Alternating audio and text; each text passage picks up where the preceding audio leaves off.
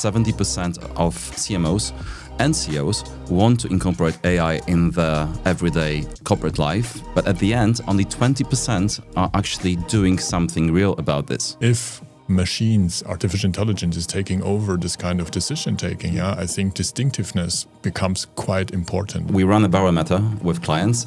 In the last edition, 68% of them said that AI is the most important topic of the year. But this is entrepreneurship, being very honest. So if this is not working out, find a different way to get it work. And I think this is exactly what makes us so close.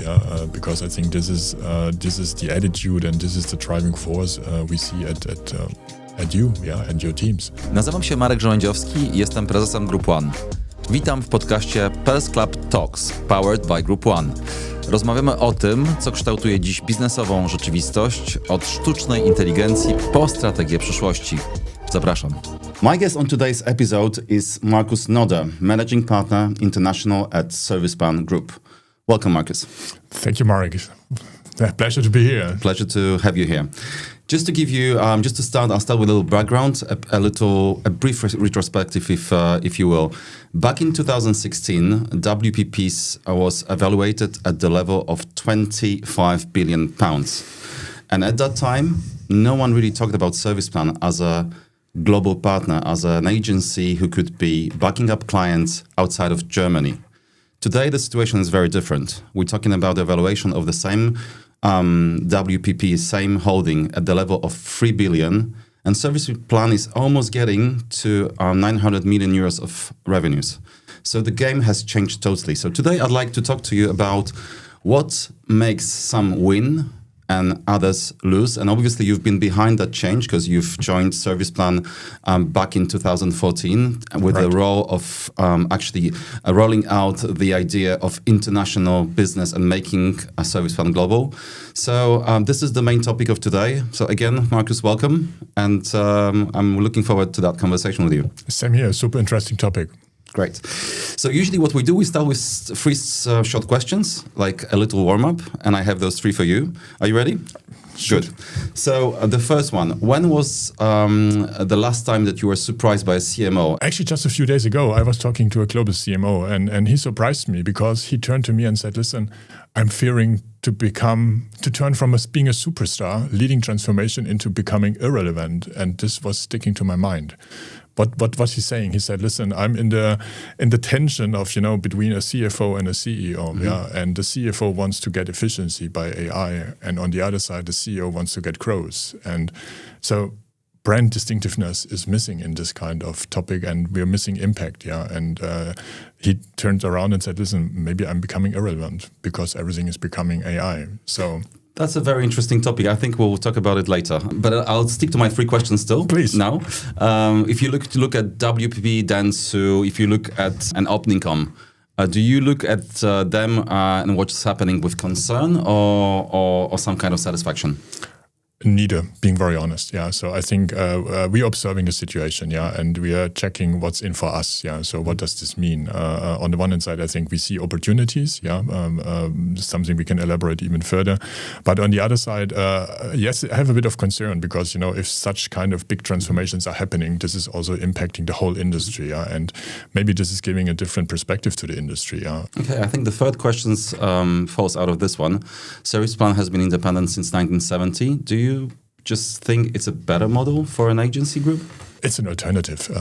Better model, I don't know. I think you have different demands of clients and you have to respond differently to these kind of demands. And I think what we shaped is a different model to the existing models. But the difference sticks in the details, being very honest. But also here, I think something we can even deep dive. Cool. Let's focus a bit on you because you had a very interesting story. First, you were working outside of Serviceplan for Interon and Liquid Campaign. And then back in 2014, you became a partner. You joined Serviceplan. And tell us a bit about that story. What did you leave behind or what new did you take on board? Yeah, I think I had the pleasure to see 3 different models, and living in one model finally, which fits perfectly to my personality.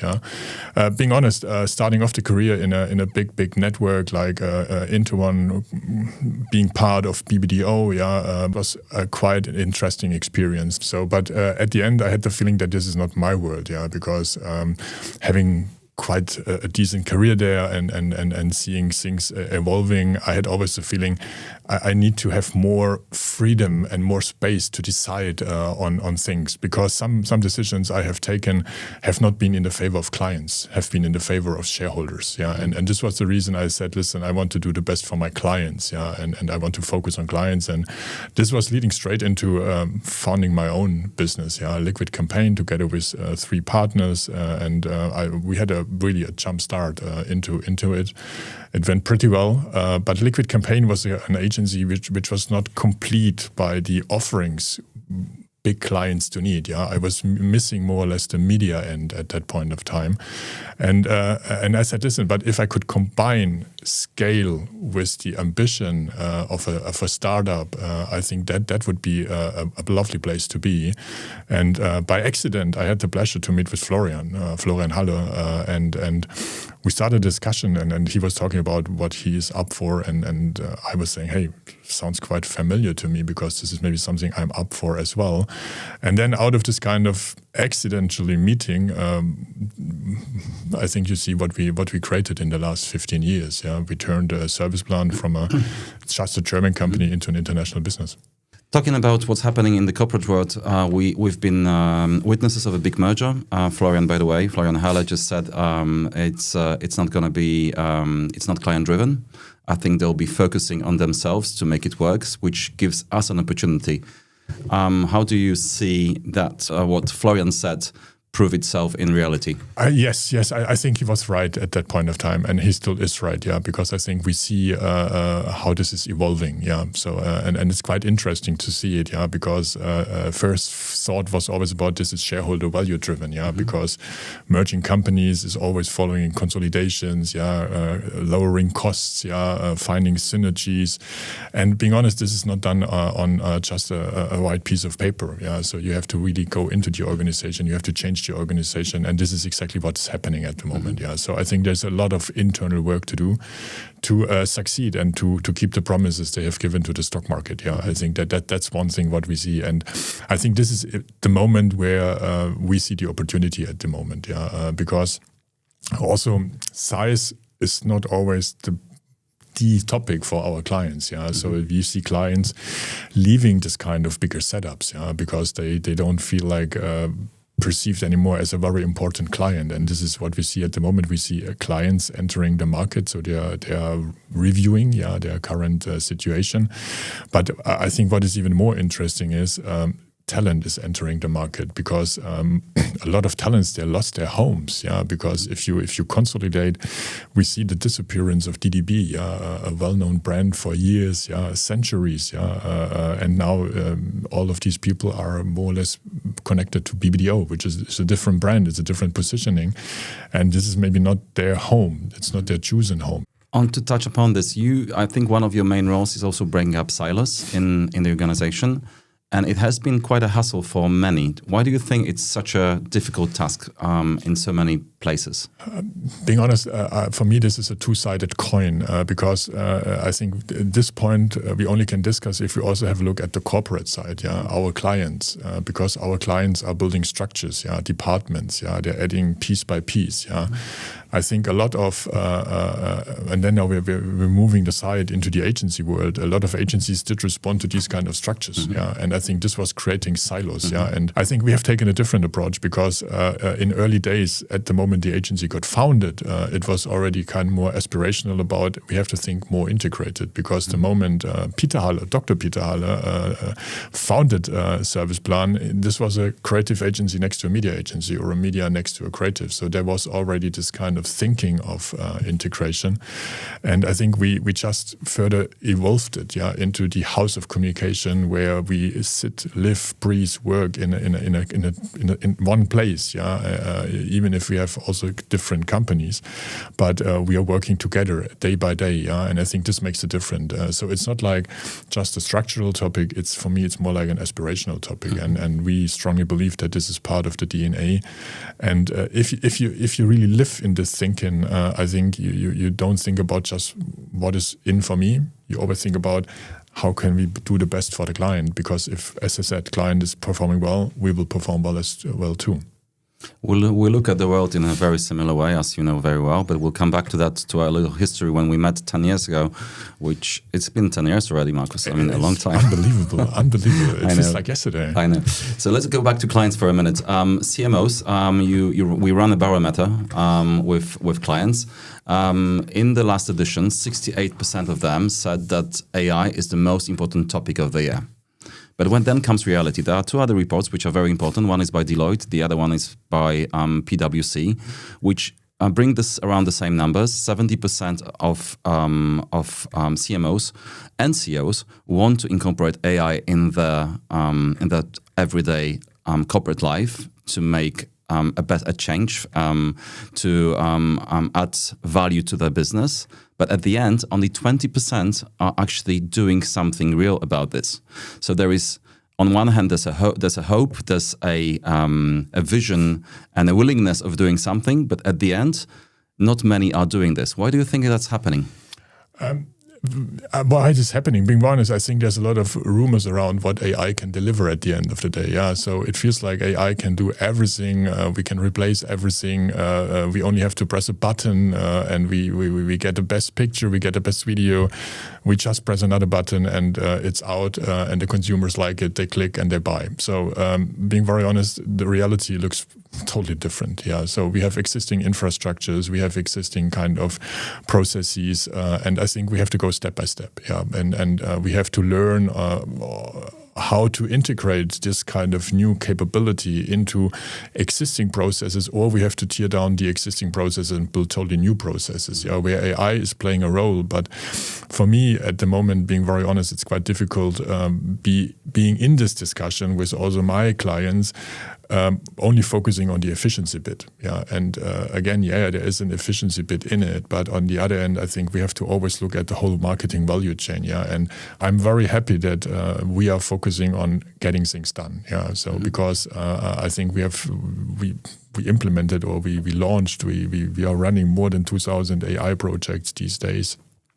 In our agencies, internal, external ones, we created products which are tangible. Yeah, I think this is the point. Get tangible products at the end of the day. At the moment, is too much promising in it. Mm-hmm. Mm-hmm. Markus, I was just quoting recently an article from The Economist, which talks about agenting AI. That's our new future. It's not only humans that will be reading, analyzing, and making decisions, but agents will be doing that on our behalf, and it's already happening in some cases, but it will be something which will be very common very soon. How do you think that's going to impact brands and the way we work? That's a very good question, being very honest. Finally, no, this is a very, very good question, because I think this is a topic nobody's touching right now. Mm-hmm. Yeah, so we're so focused on this efficiency topic, as I said, but nobody's really touching the topic about what is the next step of the evolution of AI, because at the moment AI, from my perspective, is more like summarizing things, for us. But this means they are taking decisions, and this means that things are changing also from importance perspective. Because I think if machines, artificial intelligence is taking over this kind of decision taking, I think distinctiveness becomes quite important, especially for brands. You have to have a huge, very, very good brand distinctiveness, because you will not stuck out of it if you are widely positioned. So you will not be seen as from the artificial intelligence about this is it. And I think you have to be very narrow, very precise, very well positioned. And I think this is where it really changed. And I think we also have to learn about how we create content, because we're not just creating content for human eyes. We are creating content for machines reading the content. And I think this is also quite interesting on how we have to build the content. For processing of these machines. And I think this is super interesting. And I think we are a bit still in a very, very early learning phase of this. Yeah, but what we see is, Geo is becoming quite interesting about how can I be found in a GPT as my brand. Yeah, so I think it starts, and it will evolve extremely fast from my perspective. And hopefully we are leading that process. We have to. Being very honest, I think this is exactly the role the agencies are turning in. Yeah, being this kind of profound advisor, yeah, to our clients. Yeah, in this kind of really quite new, interesting jungle we are entering. Yeah, and I think this is a super important role we will take over in the near future. Okay. In my previous episode, when I was talking to Marta Poślad, who represents Google, we were talking about regulations, about the difference between Europe and the rest of the world, the States, not talking about China. How do you feel for a European-based independent network? How do you feel? Is this the fact that we are coming from Europe, which is much more focused on regulations, is that as an advantage to us or rather not?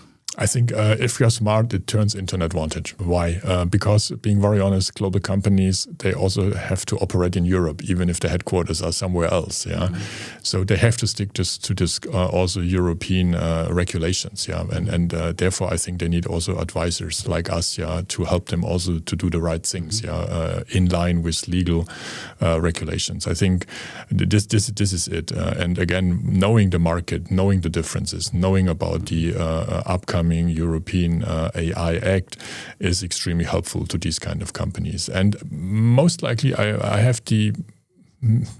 hope maybe this is turning into a kind of a global standard, because I think we had a quite similar phenomenon a few years ago. GDPR was a European thing, yeah, but now it turned into kind of a global standard, yeah, for how to process data. And maybe this is a chance, yeah, that this can turn into a global standard as well. Well, with the difference in computing power, we need to be looking for our chances as well, right? Absolutely. Yeah, you're totally right. You're totally right. But one thing is for sure, I mean, this is impressive what has happened with Serviceplan since I got to know you guys and since we became part of the family. Today, Serviceplan is, as I said before, almost 900 million euros of revenue, 42 offices in 23 countries. An amazing achievement. And it all started, as I said before, in 1970 in Munich with an agency with Florian's father, who started the whole thing. What could go really wrong? Because we're talking about success, but maybe a little thing or a big thing could happen and it wouldn't be where it is.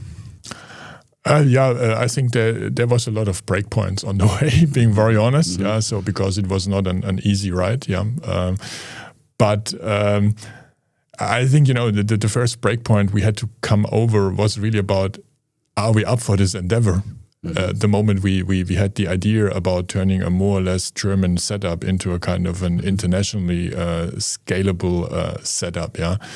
And, talking to Florian and putting everything on the table and saying, okay, that's what we have for the moment. And but in 10 years' time, maybe we want to big on a global scale.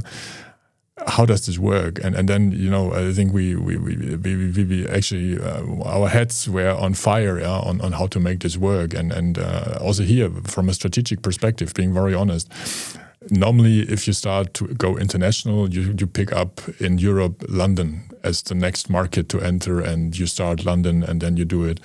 We have exactly taken the opposite, because we said, listen, this is the most competitive market in Europe, so let's do the other way around. And let's be also here quite different to our biggest competitors in the near future, the networks, because most likely they are operating their European headquarters out of London. Yeah, and we said, no, let's start in Italy, let's start in Spain, let's look into Poland. Yeah, and we can't afford to buy agencies. We have to find partners, yeah, and we have to make them engaged about a vision, yeah, which was a kind of a really big vision at that point of time. So I think this was the first big breaking point, yeah. And on the way, I think we had quite some breaking points, yeah. You enter a market, you choose wisely a partner, but at the end it turns out that this is maybe not the right partner, and we have really got some pushbacks in some markets which we had to overcome. But I need to congratulate you on one thing, because obviously honestly, we were laughing. We're talking about it many times. I'm aware of the path you have undertaken in rolling out the business. And you had an approach before in London. It wasn't the first time, and we were laughing that time. It didn't work because no one waited for a creative agency from Germany in London, right? I mean, who wants a creative agency from Germany? This time you decided to go through the media side, which feels to be very smart. We have a joint business there together in London, which is working pretty well. And you found an amazing person, Thomas, who's running Media Plus and now House of Communication in London. I think will change the story for Serviceplan in the UK as well. Absolutely. And for us in Europe, it was the last step to complete our offering in Europe. And you're totally right. We have taken a first approach, which was maybe not the best one. But again, this is something you have to stand. And also not giving up and trying to proceed. And also, I think early days we figured out, because first the idea was to take our Planet brand, which was the digital arm of our business, as a kind of the driving force for internationalization. But it was not the right choice, the right choice. So then Serviceplan was the better choice, to go abroad. But then again, we figured out that the media business is a more global business than the creative business, and so also there we had several kind of adjustments, of our approach. But this is entrepreneurship, being very honest, So if this is not working out, find a different way to get it work, And I think this is exactly what also I think what makes us so close, because I think this is the attitude and this is the driving force we see at you, and your teams. Thank you. I mean, I agree. I think being an entrepreneur and having that, this on top of your agenda, it just makes a difference. And coming back to when we met, it was 10 years ago.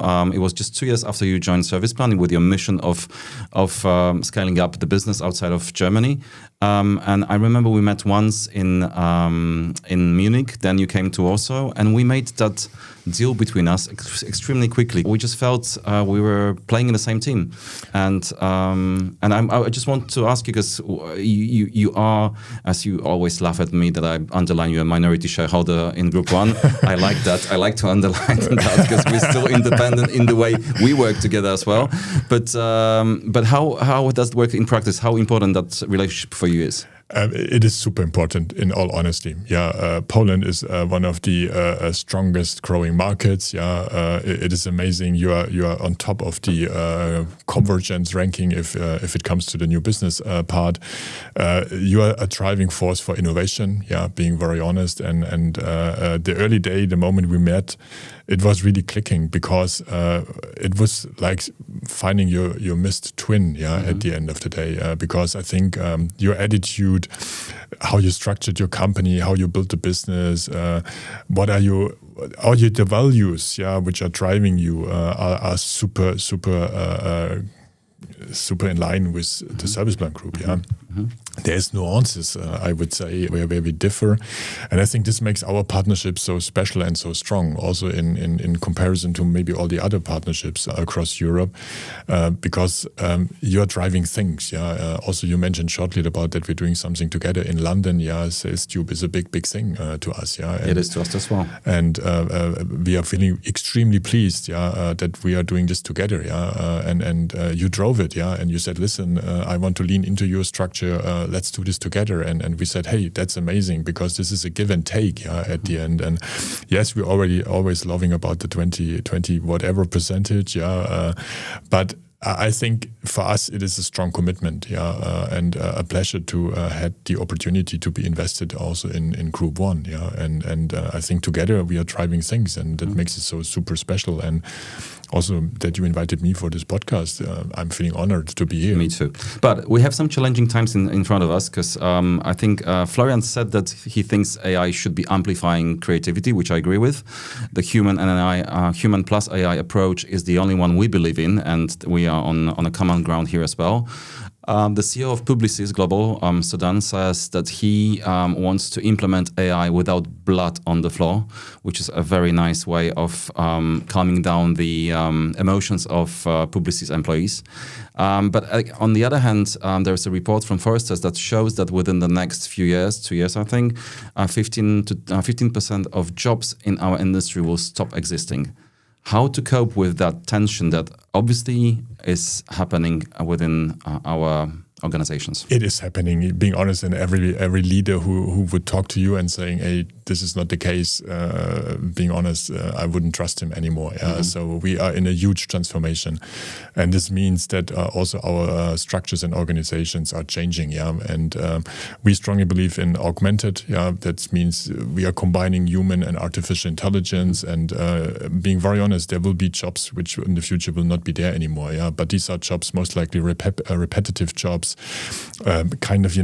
Jobs where it easily can be done by a machine, and these jobs will disappear for sure, But does this equally mean that this person is disappearing, who is doing the job at the moment? I think this is the question we have to answer, and this is also how we see it, because the human capital we are having in our companies are super interesting, and I think we have to do everything to upskill these people, give them kind of education, give them opportunities to grow, because we strongly believe we have to get into this AI topic, and it makes no sense just doing this kind of back and forth and I don't want to touch it, but blah. No, we have to give full picture, full transparency. This is where you're up for as a company, and I think the moment you are becoming transparent and honest to your people about, hey, this is the vision, this is the way we as a company want to take on this path, they also can decide on, following or not following, And I think this is sometimes missing, It's always just about the bad end of the discussion about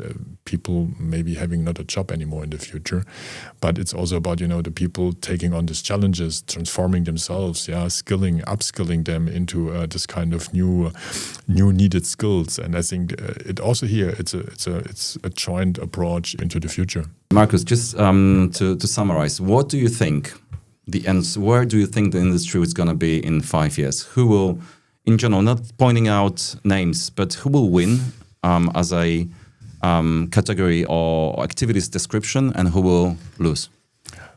Who will win? I hope a lot will win, first, because I think competition is a driving force for innovation, So I think that's important. But what I see is, I think there still will be some big holding companies, From my perspective, Publicis, Omnicom, IPG are on the way. I have to say I'm a bit worried, maybe it's a bit too much. I'm observing the situation on WPP. I think there will be big holding companies also in the future, maybe with a different positioning, more data-led. There will be independent players like us, on a global scale. At the moment, I think we are quite rare, So there's not so many independents with such a global coverage, counting markets and also offerings in the market. But we didn't mention the creative standing we have. Independent Agency of the Year at Cannes and multiple awards every single year. Absolutely. So I think we will survive, because our model has proven that it can grow in quite complex situations. There also will be a space for highly specialized agencies. Really. And for me, the interesting part is what's going on with the big platforms. Meta, Google. How they will proceed. Also, Accenture, Deloitte. Will they really decode the creative code? My bet is on Google, and I don't know if you've seen the latest results. They are rocking. They're absolutely rocking, and I think also as I'm pretty agnostic with AI, and I'm using many of them, and I like Claude for many reasons, but I think Gemini is on the way to win. It's a super interesting battle, being very honest, and as our positioning is extremely neutral, so seeing all the things, and we're checking out Google, we're checking out Meta, we're checking out all the other stuff. As you know, we just signed a big global partnership with Luma AI. It is super interesting, being very honest. We launched our own marketplace, Sokosumi. Maybe tell a few words about this, because I haven't touched upon this. Luma AI, let's maybe touch Luma. Luma AI for us was quite interesting, because on the one hand side, we were looking for a tool which is combining more working processes in creating videos, pictures, videos, text, and Luma AI was mind-blowing. Yeah, being very honest, they created a surface, a user experience in doing exactly this kind of ideation, visualization of ideas, which was so far not seen. Yeah, and that was the reason we decided to really lean into Luma, and the partnership is paying off. Second, but this is also driven by different demands. Yeah, we saw that for clients sometimes a huge transformation into a whole new ecosystem of marketing with AI embedded, automation driven is too much. Yeah, and they need they have a specific task and they need a smart solution for it. And this was the reason we created Sokosumi, the marketplace for agents. Yeah, here you can go. You say, listen, I need a research. I need a kind of a summarizer. You choose. You pay per use and you use it, yeah. And everything is based on the European AI Act, so it's also absolutely safe, which is a quite interesting opportunity for maybe medium-sized businesses, yeah. Maybe not for the big enterprises, yeah. They always need to integrate, but for the smaller ones, yeah, this is a perfect solution. And again, our client portfolio is global clients, but also mid-sized to small clients. Yeah, this is where we are coming from, and we are proud of. Great. Markus, thank you very much for your time and for that conversation. And I would like to thank you for listening to Pulse Talks powered by Group One. And hopefully see you soon.